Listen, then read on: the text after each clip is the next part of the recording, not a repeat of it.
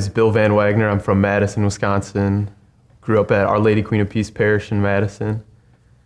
And from a very young age, I had people telling me things like, maybe you should think about the priesthood. And I especially think about my grandmother. She always said, Bill, you're going to be a priest someday. And, I wanted to say, no, Grandma, I'm going to do other things. But my mom would kind of give me the death stare. So I'd have to say, yes, of course, Grandma, I'll be a priest. At the beginning of my senior year of high school, my grandmother passed away. And she, we got to spend a lot of time with her as she was in hospice before she died. And it was really a beautiful time, especially to see her still praying. And you should pray the rosary every day and, things like that. Still staying so devoted to the Lord even in that time of trial as she was slowly dying. And when she had passed away, she left a little bit of money to my mother to do some nice things, to give some gifts to people with. And one thing that my mom did was bought a monstrance for Camp Gray, the Catholic camp for the diocese, so that they could have Eucharistic adoration there. And that following summer, I was working up at Camp Gray, and I started to pray a lot more than I ever had before in my life, and especially in adoration of the Eucharist in the chapel there. And, when you start praying, the Lord starts working right away.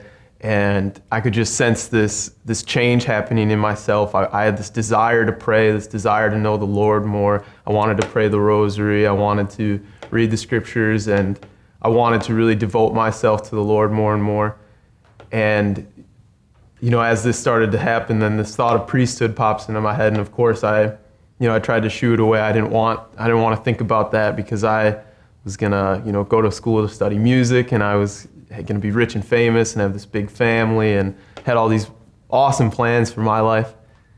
But as I, prayed and thought more and more, it just wouldn't go away, and it just kept, just poking at me that I really need to think about this. And, I talked to some priests and some other seminarians about it.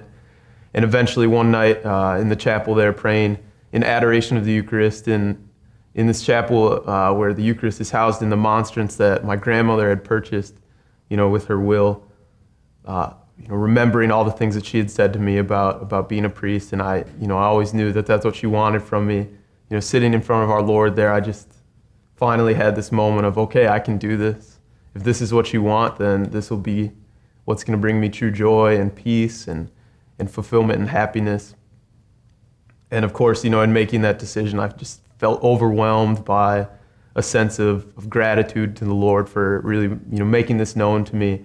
And so right away, I went to my computer and emailed the vocations director and said, I want to do this. And now 3 years later, I've been in the seminary for 3 years, and it's been an incredibly fulfilling and joyful experience. And you really, looking back now, I can see how much the Lord worked in my life, even though I wasn't aware or actively pursuing that, and I'm so grateful for that.